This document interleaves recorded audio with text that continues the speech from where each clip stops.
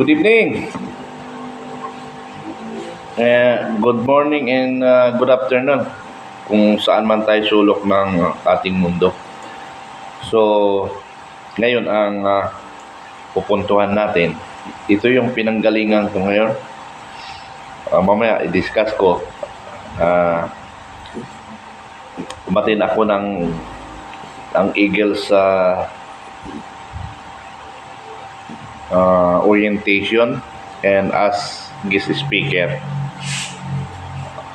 So nakita naman ninyo doon sa picture, So hindi ko akalain na mula no ako'y bata.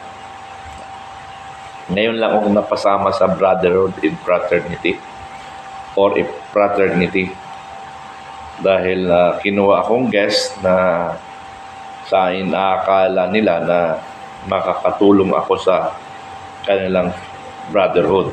So, pinangako ko naman sa kanila na maging loyal and to perform all responsibility with the Eagles. Ano mang sikta yan, basta Eagles, kuya na rin ako. Okay. Maganda naman at natutuwa ako sa nakikita ko doon sa aming activity. Nagpapasalamat ako kay Kuya Willie Lucas na kung saan ay kababata ko sa college sa Cabanatuan City. Kinuha niya pa this speaker para naman magkasama kami. Ang tagal na namin since 80s. Ngayon lang kami nagkita, since 80s, ngayon lang kami nagkita. 2024. Ang tagal, Tagal na panahon na hindi kami nagkita.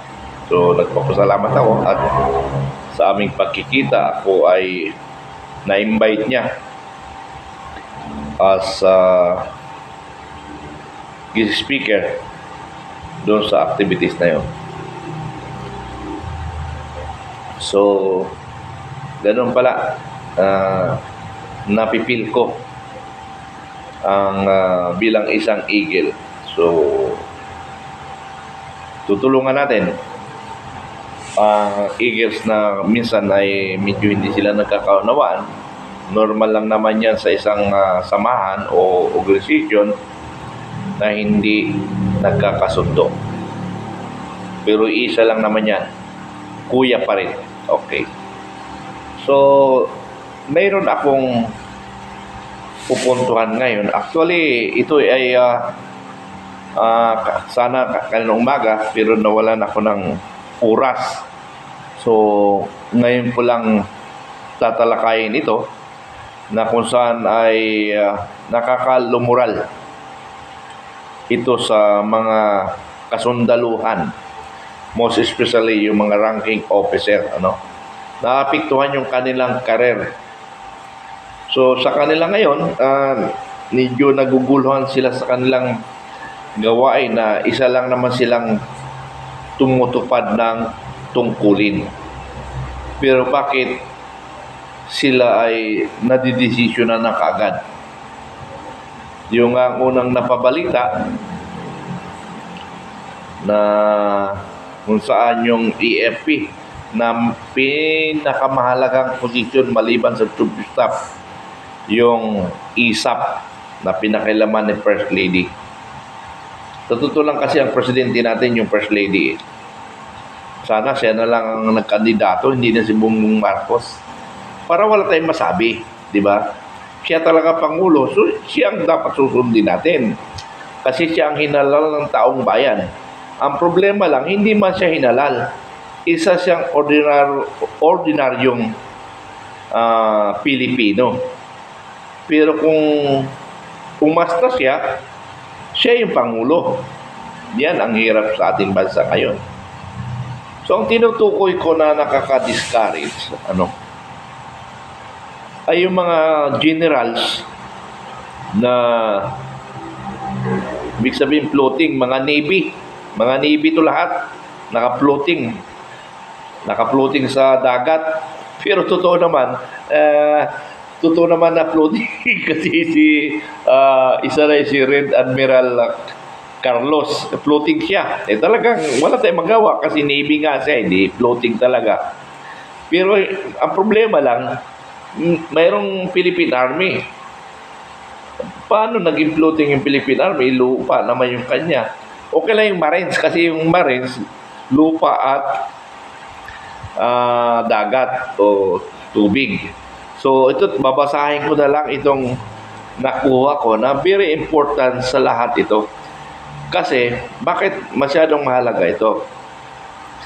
Nawala. Bakit masyadong mahalaga ang ito? Dahil mga mahalagang tao ito sa nagsiservisyo sa bayan na kung saan ito ang humawak ng kapayapaan ng bansang Pilipinas. Without armed forces, hindi mapanatag o hindi maging maayos ang ating bansa. Ito, linagay dito ni Atty. Vic Rodriguez, floating general. So, okay. Pero para magandang pakinggan, basahin ko na lang, Total maiksi lang naman yung sinulat ni Atty. Rodriguez. Tinagalog niya, para lahat ng Pilipino ay maunawaan lahat, Ang napabalitang new model na kasunduan ng Pilipinas at China kung papaano mapanatag ang relasyon at mapawi ang tensyon sa South China Sea ay wastong hakbang tungo sa diplomatikong paraan na resolbahin ang hindi natin pagkakaunawan. Subalit, ito ay nagdulot ng higit na kalituhan at tensyon, damay pati ang military career ng isa na namang kilalang respetado at ginagalang na opisyal ng Armed Forces of the Philippines. Imbis pangalaga ng kasulukuyang administrasyon ng ating mga kasundaluhan, sila at ang kanilang pamilya ang unang isinasakripisyo kapag sumasablay ang civilian autoridad o alyado nito. Kahit tuloy ang pagsahod sa mga general na nasa floating status tulad nila, General Alberto, wala nakalagay mga rango Alberto Carlos Jr., 3-star. Antonio Naparete, Army, 2-star. Junel Nicolas, 2-star. Eduardo Carrenosa, 2-star. Marcelino Chupilo, 1-star. Ito yata yung pinalitan na taisap, Homencio Gonzales, 1-star. And Ferdinand Marcelino, Colonel. Higit sa salapi, mas mahalagang pangalagaan nila ang respeto, dignidad at honor na magiging isang sundalo. Lagi mong alagaan ang iyong reputasyon, ipaglaban mo yan hanggang sa huli. Sundalo, Pilipino, maisog. Mga maisog pala ito So tayo, sa Joint Task Force, si Nicolas, Joint Task Force, isang 1-star. Task Force Zamboanga, medyo naging floating. Bakit kaya ganito ngayon ang ating gobyerno na kara-karaka na desisyonan without proper investigation, Dapat may mga investigasyon tayo bago i-relieve ang mga officers, most especially yung mga senior officer. Alis ka. So, kakape tayo Hindi pala kape, Milo. Bakit ganon? Ngayon lang ako nakarinig ng ganitong administrasyon na ang daming generals na floating. Ganun na lang ba ang tingin nyo sa mga sundalo na para bang ang tawag niyan, walang silbi? Ganun ba? O walang kwenta? Kaya nga, sabi nga nila, mas mataas ang civil authority kaysa armed forces. Tama yun. Pero paano kung kami ang mag-lead ngayon, magmunta? Sino ang masusunod ngayon? Kayo o kami? Pero tama yung ginagawa nyo, Idol Marcos. Tama yung ginagawa nyo para hindi na umabot kayo ng 6 years. Pero kahit na hindi kayo gumawa ganun hindi na kayo abot ng 6 years sa mga maraming kapalpakan na ginagawa nyo. Ano? Totoo talaga ito na ang tingin nyo sa mga sundalo, ito na lang siya. Unlike Pangulong Duterte, ang pinakamahalaga sa kanya, sundalo. Bakit pinakamahalaga na sundalo? Naramdaman niya kasi sa Davao. Without soldiers sa Davao, hindi niya rin maayos ang Davao. Ano? Hindi niya maayos ang Davao. Without soldier. Yun kasi malaki ang kanyang tiwala sa armed forces. Hindi ka naman challenge ang Philippine National Police kasi alam mo naman natin ang Philippine National Police hanggang kwan lang sila, hanggang criminality lang ang kaya nila. Pero yung mga terrorists, medyo nahihirapan sila dyan. Although mayroon naman sila Special Action Force. Yung Special Action Force, train yan ng mga elite forces ng Scout Ranger at saka ng Special Forces. Kasi yung first batch ng Special Action Force, mga trainers ito, classmate ko ito sa Special Forces. Ang natatandaan ko na officers doon, dalawang team kasi sila, si Lieutenant Alindayo at saka Lieutenant Borospe. Yung mga AP, nakakalimutan ng mga pangalan nila. Basta pa sila nung 30, ipinadala ng Special Action Force. Ano? So sila ang nag-train dyan sa mga miyembro ng Special Action Force. Ano? So, paano kaya kung magkaisa ang armed forces? Paano yan? Ang liit talaga ng tingin nyo. Hindi lang sa sundalo, pati sa mga mahirap. Kaya nyong bayaran ang pagkatao nila. Tayo naman mga Pilipino, pumapayag tayong bayaran. Wala ba tayong mga prinsipyo? Ha? Wala ba tayong prinsipyo sa buhay kahit mahirap tayo? Ako nga yung sweldo ko ang liit, pero ang daming mga tukso. Hindi ko tinanggap. Yun na nga lang special election sa barangay Gusaran, San Lubos. Inuupiran ako na times 2 sa aking retirement. That time, 2014, ang retirement pay ay umabot sa more or less 4.4 million. Sa ngayon, nasa 10 million na yata. So, tutumbasan yun yung aking retirement. Kasi ang ibig sabihin, tutumbasan, pag nanalo ako, nanalo siya, at naimbestigan at natanggal sa serbisyo, at least nauna na yung pension ko. Ha? Pension na, yun lang yun. Kasi wala nang pension, pero malaking halaga yun. Kung sakali, ipuhunan ko yun sa business. Yun ang gusto nila mangyari. Ang sinabi ko naman doon sa politician, sabi ko, sir, hindi siya ang politician, mayroon lang kapatid niya lumapit sa akin. Sabi ko, sir, kung ano man ang inuutos ng aking nakakatas, yun po ang susundin ko. Ang sabi sa akin, nakausap ko na kasi yung nakakataas sa'yo. Ikaw lang daw ang kausapin ko. Kung umuo ka, magre-report ka na lang sa kanya. Sabi ko, kung papayag ako dito, paano na yung reputasyon ko? Ang tingin sa akin bayaran. Bayaran,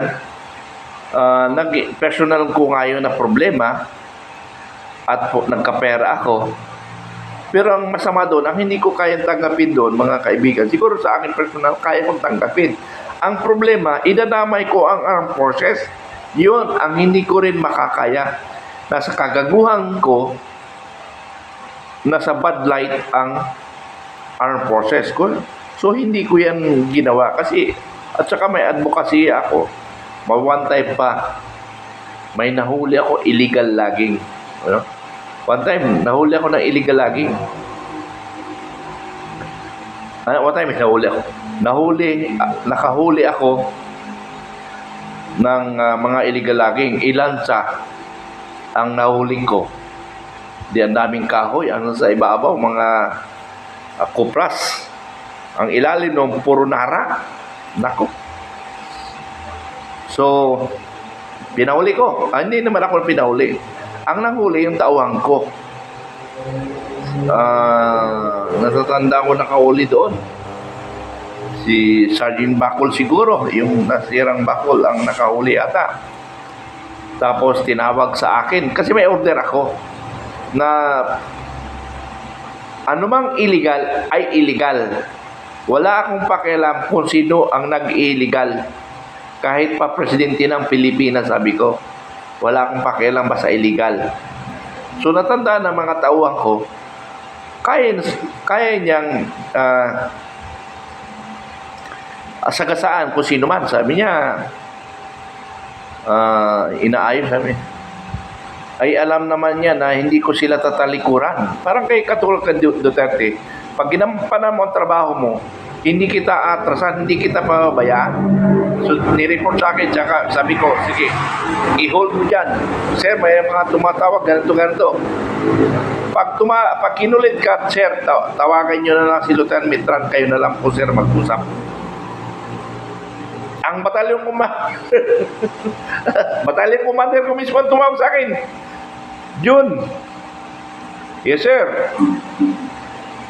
Mukhang masipag ka ngayon Dati naman sir kako masipag ako may tawag sa akin dito ni congressman Ano yun sir? Yung nahuli mo. Ganun ba sir? Kayo sir mag-decide. Ako hindi ako mag-decide sir. Kayo ang bahala mag-decide. Hindi, ikaw nakahuli. Hindi kayo ka sir mag-decide. Alam naman ng aking batalyon commander na may prinsipyo ako. Baka nga hindi kami magkasundo ni batalyon commander. Si batalyon commander tuloy ang kasama sa reklamo ko. So, bahala ka mag-decide yan kung ano decision mo. Nasa iyo yan. So, ganun pa man, hindi talaga ako pumayag. Ngayon, sabi ko, lumapit na naman sa akin yung may-ari, politician Sabi ko, sir, hindi ko kalagang kayang mag-decision. Dahil hinuli ng tao ko, sila ang magdi-decision rin. Kung pumayag yung aking tao na i-considered, hindi ko na papakailaman. Sir, kayo daw ang magdi-decision. Kaya nga, binabalik ko rin sa kanila.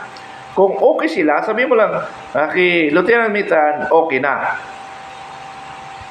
Kasi ang sinabi ko sa kanila na pag hindi nagreklamo o pumayag yung mga sundalo ko, ay walang problema. Pero tandaan nyo, nagpapakahirap yung sundalo ko. Bigyan nyo sila ng ganitong pagkain, bigas, ganyan. O, binigyan. Binigyan sila, pero hindi ako nakinabang doon. Dahil mahirap ako tumanggap doon kasi hindi naman ako naghirap. Ang mga tao ko naman naghirap. Ibinigay ko sa kanila. One time, nahuli ako. Isa pa. Nakahuli isang bata kung naman. Truck. Lakas ang loob ng engineer kasi project ng bakit napunta pala ako sa topic na ito? Kaya ako napunta sa topic nito kasi yung prinsipyo ang pinag-uusapan sa mga sundalo. So, dahil engineer, batas siya ng pinakamatas na politician sa Samar, matigas, matapang, naharang yun, nakalagay lang sa kalsada. Sabi niya, di hold talaga kasi kuan eh. Tapos yung ayaw palusitin ng sundalo ko, sabi niya, kausapin siya dito Mitran. Sabi niya, sige, bahala na. Bahala na si fan nito, congressman. Hindi ako babalik ng gamay pag hindi ko nakuha ang kahoy ko. Ay po, ay sorry. Sabi ko, ay Diyos ko, nagsalita. Sabi ko sa sundalo ko, sabihin mo sa kanya, wag na siya umuwi ng gamay. Ha? Wag na siya umuwi ng gamay. Dahil hindi ko i-release ito, panindigan niyo yung sinabi niya. Sabi ko, ipadala doon sa kwan. Ang gusto dito sa aking headquarters, no? Doon sa police station. Kasi pag dito sa headquarters natin, marami na akong narinig na chismis. Pag dito sa headquarters natin, noong pa man, nawawala ang kahoy. Binibenta rin yata o pinapakinabangan natin. Ang problema, kung tayo nakinabang, baka isa lang nakinabang. Sabi ko, dalhin doon sa police headquarters. Dumating na si congressman. Teniente, bakit mo naman kinatalo yung kwangko? Yung bata ko? Wala namang problema sana, sir. Pwede ko naman pambigyan eh. Pero ang salita niya, sir, hindi daw siya uwi ng kamay kung hindi niya makuha. Ayun, pinanindigan ko. Sir, kayo nang bahala, sir. Nasa radio na ang report. Nasa inyo na yun, sir. Nasa radio na. Ay, wala. Hindi nakuha ni congressman. Nasa radio na ang report eh. Lahat ng bagay pwedeng pakiusapan. Pero wag mo lang akong i-underestimate. Dahil pag i-underestimate mo ako, ay talagang walang mangyayari. Hindi mo pwede akong takutin. Kahit siguro Pangulo ng Pilipinas, hindi ako pwede takutin. Unless nakiusap. Pwede sa akin yun pag nakiusap. Ha? Mayroon pa ko isang kwento. Ano, kwento ko muna. Sa mga ganito, mga prinsipyo. Ano, kape mo na. Mailo mo na. Isa pa. Alam na kasi ng mga tao ko, ang tatapang ng mga sundalo ko eh. Ang matatapag, may mga advokasya eh. Kasi alam nila, ang pinuno nila, malinis ang bituka at kaya sila ipagtanggol sino mang kabangga nila. Isa Samar, malakas ang politika. Wala akong pakialam sa politika. Sabi ko, kahit presidente nga eh. Hindi ko atrasan eh.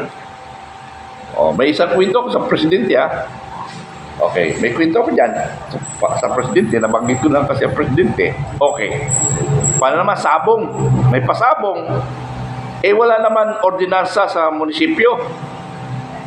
Siyempre, pag mga probinsya, pagka mataas ang katungkulan mo, either police ka, sundalo ka, politician ka, ikaw masunod kasi ikaw siga eh. Okay. Yan. Wala ako. Sabi niya, sabi ng ilong ng bata,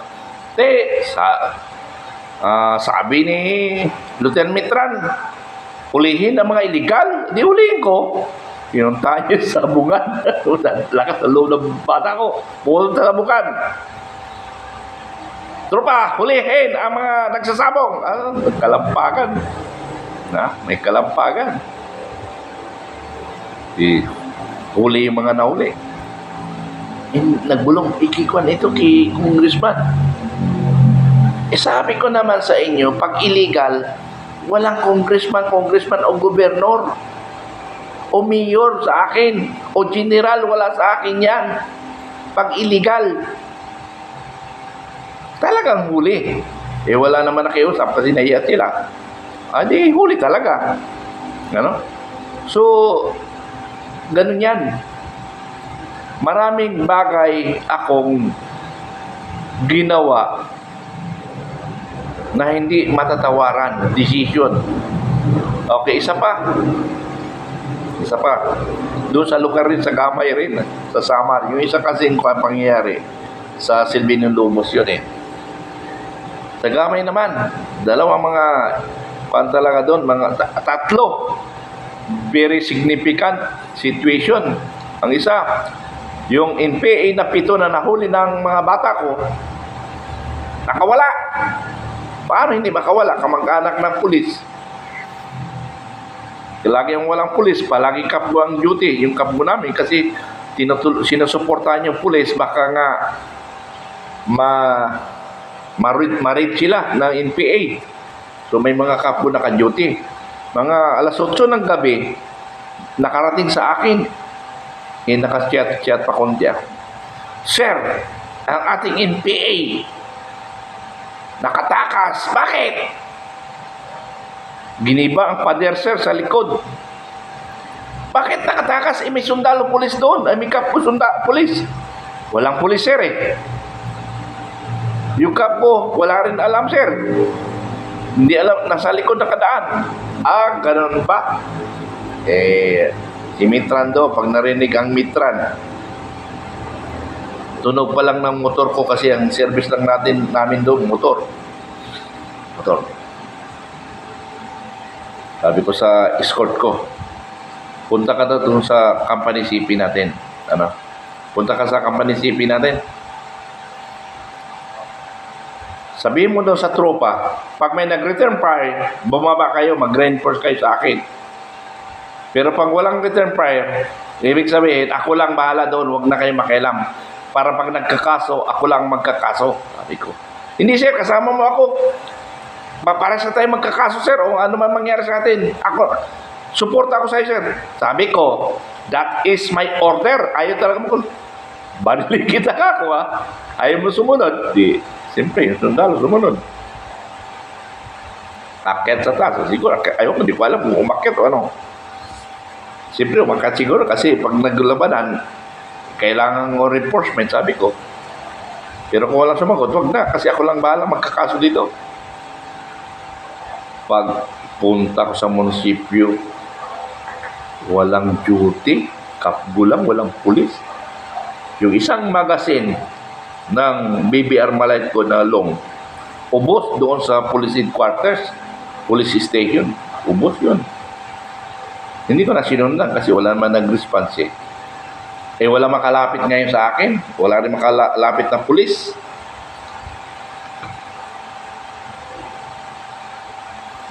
Ang lumapit sa akin, babae. Babae nga talaga nagpapahina sa lalaki. Lagi ganun eh. Humihina ang lalaki dahil sa babae. Bakit kaya nakakahina ang lalaki? Babae, what I mean. So, dalawa eh. Isang mayora at saka isang councilor. Yung asawa ng mayor, yung babae. Tiniente, nano ka dito?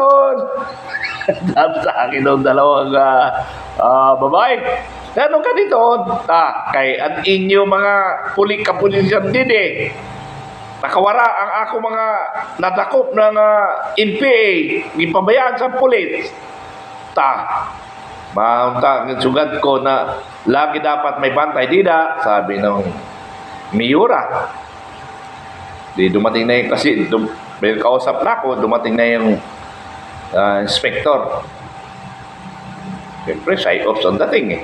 Alam. Lieutenant, magreklamo ka? Magreklamo rin ako.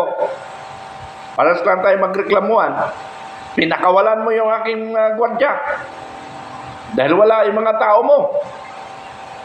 Ikaw, kung reklamo mo, walang problema. Pero unahan mo kita. Sabi naman ng pulis kay wari-wari kad, ikaw na agad, sir, bahala. Basta nakasarabutan lang kita, di, tapos.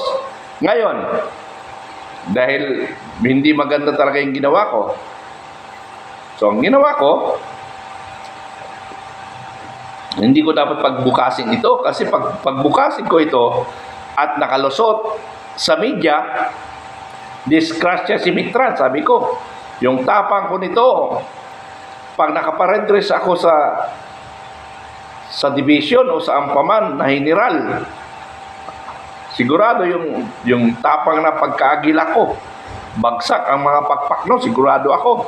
So sabi ko, hindi ko pwedeng tulugan ito. Alas 12, ginapang ko si Mayor.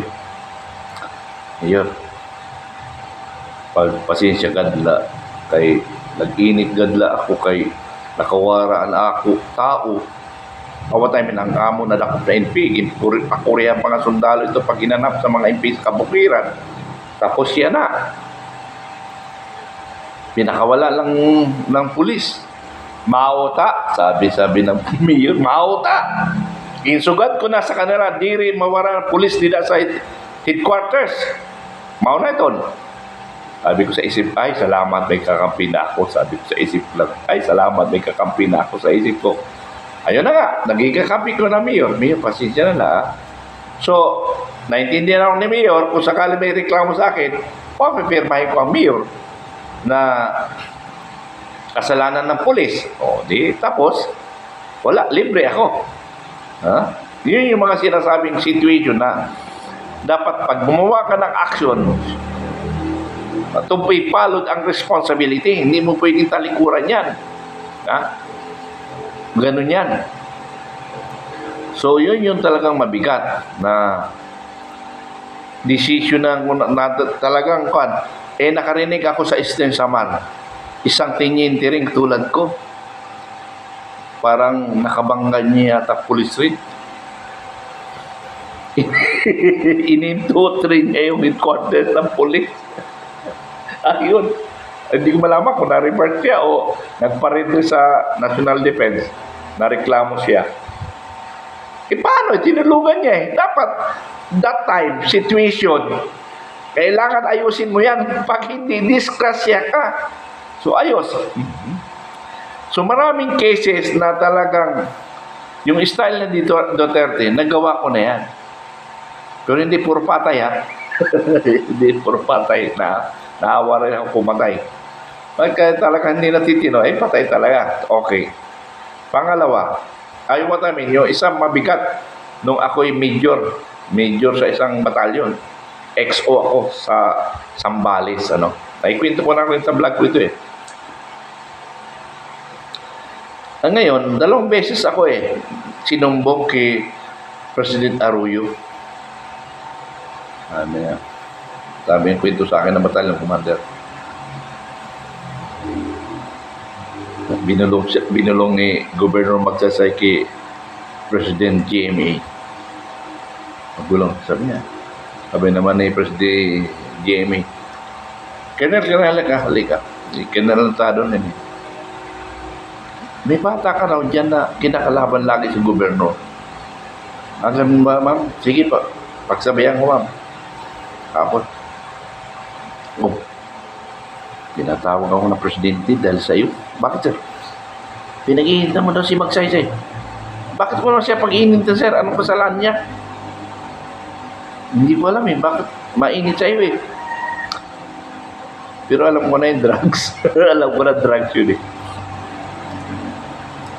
Lumipas siguro ng ilang buwan, mga 6 na buwan siguro. Lagi na mamasyal kasi doon sa SBMA. Si GMA. Another na naman. Parang division commander na itinawag ako. To. Kasi hindi yung sinabi ko doon pa hindi ko pinakinggan yun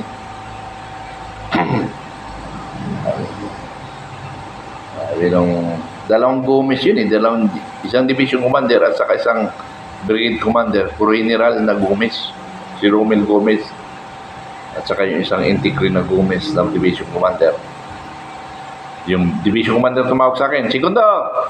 Yes, sir. Mayroong tawag sa akin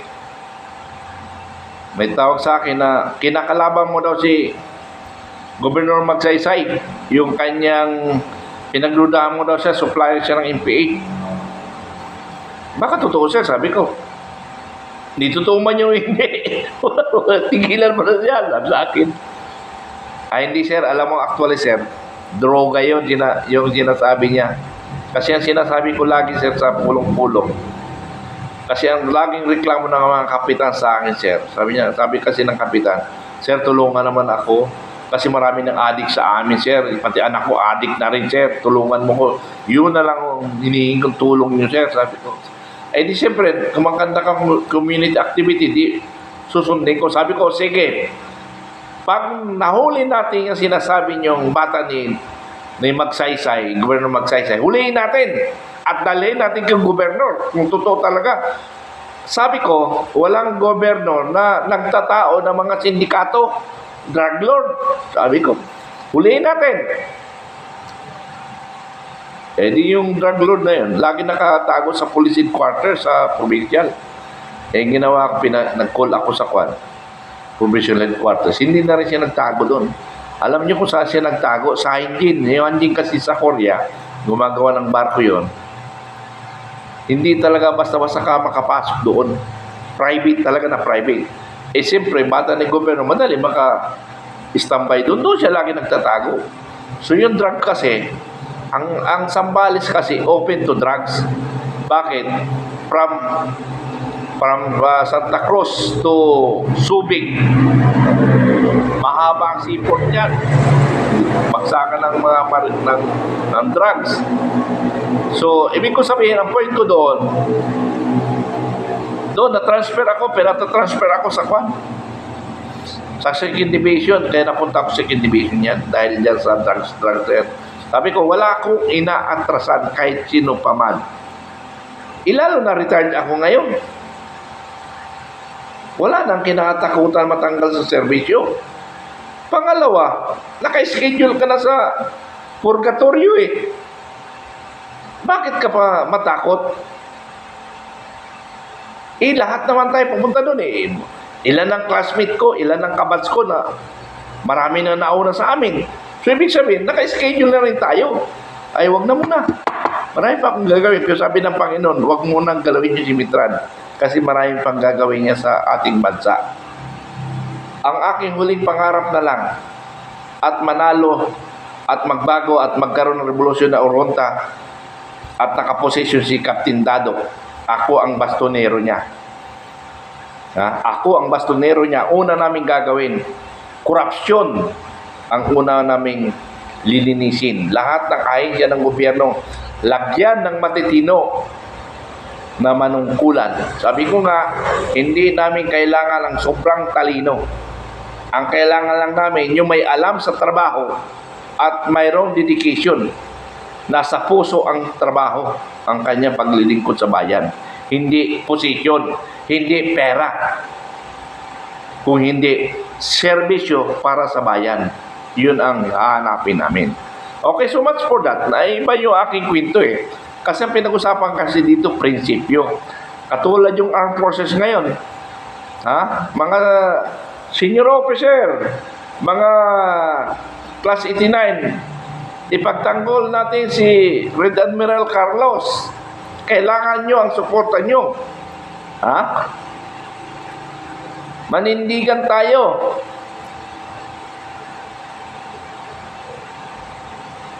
Nasa posisyon tayo kasi nangangarap pa tayo. Tagal-tagal nun eh. 4 years pang presidente si Marcos.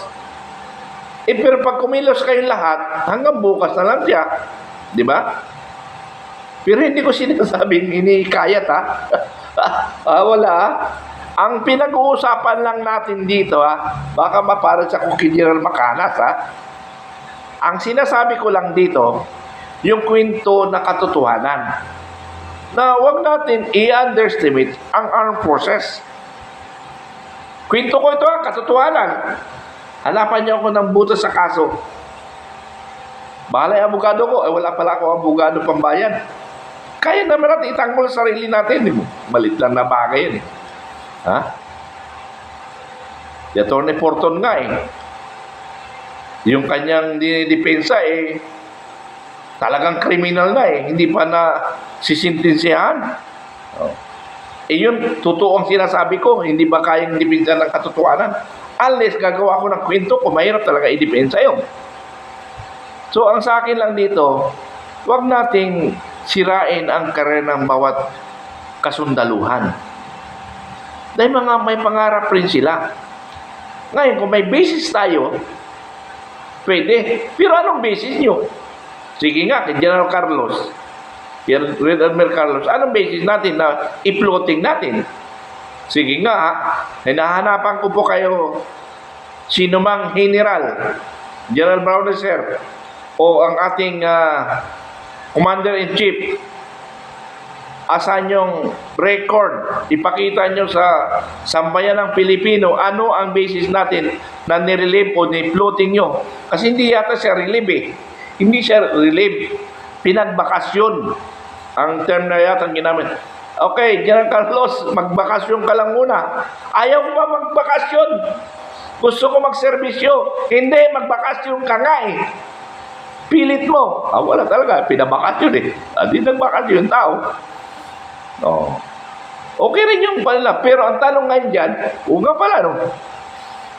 Paano nga pala paimbestigahan? Hindi naman siya na-relieve sa position. Pinagbakasyon siya kasi masyado daw siya stress. Nga, no? Magaling yung abogado. Magaling ang abogado ni Bongbong Marcos. On leave eh. Oh. Anong charges doon? Anong mali doon sa policy? Ipinagpahinga siya kasi masyado siya natitense sa pakipagsagutan niya doon sa counterpart sa Chino. Ano? Oo nga, no? Wala pala, no? Pero yung ibang officer dyan, hindi ko lang matandaan, yung iba yata napag-initan lang eh. Napag-initan lang, nirelieve. Dapat lahat ng mga action taking nyo, lalo senior officers and generals, dapat mayroon naman tayong investigation. May board. I-board natin. Mr. President, ang lahat ng iyong kasundaluhan, bago mo iutos na iparelieve, magkakaroon muna sana ng board. Ikaw ba man nag-utos o si First Lady? Sino kaya nag-utos? Hindi ko narinig yung nag-utos eh. Nabasa pala. Hindi narinig kasi alaga na magkatabi ako, ano. Okay, so much for that, ano. Ngayon lang ako, sa tagal ko since 1974, na nakapasok ako sa EFP, hanggang ngayon nakamonitor. Ito lang ang administrasyon na, ewan ko administrasyon nito, parang wala sa hulog. Wala sa hulog. Pero okay na si si Tambaluslos. Hindi, silent na siya, silent type na siya. Pero pagka-silent niya, delikado kayo. Kaya huwag kayo, ingat-ingat lang kayo. Kasi yung pagka-silent ni speaker, isang salita lang nun, wagam kayo dyan. Kasi sila mag-counterpart ni First Lady. Si Bongbong Marcos, ang ating Pangulo, dami lang siya na Pangulo. Tayo naman, dapat siya na lang nag-kandidato as President para walang masabi ang taong bayan. Okay, so much for that. I'm now a member of Recognized Eagle. Ano? So, sino yung mga kasama ko sa Vanguard of Democracy? Maganda rin yung may samahan. Although itong ating grupo may samahan, kahit saka pumunta sa sulok ng Pilipinas, ay meron kang lalapitan, ano? Sa Vanguard of Democracy, anumang province ka, mayroon kang tatakbuhan, mayroon kang lalapitan. Ito yung advantage ng Vanguard of Democracy. Mayroon kang lalapitan. At mahinga ng tulong. Likewise sa Eagle, kung saan ka man napunta ng mga lugar, maraming kapatiran ng mga Eagles sa bawat sulok ng Pilipinas, mayroon tayo. So, okay yung may samahan rin. So, ini-invite ko yung mga membro ka ng Vanguard, sinong gusto sumapit sa atin. Isang grupo rin tayo. Meron akong classmate sa college na siya yung mamumuno sa atin. Ako bilang isang membro lang na maghihikayat sa inyo. Membro lang ako. Kasi hindi rin pwede magdoble kasi ako ang namumuno sa Vanguard of Democracy. Now, ino-offer nga rin ako sa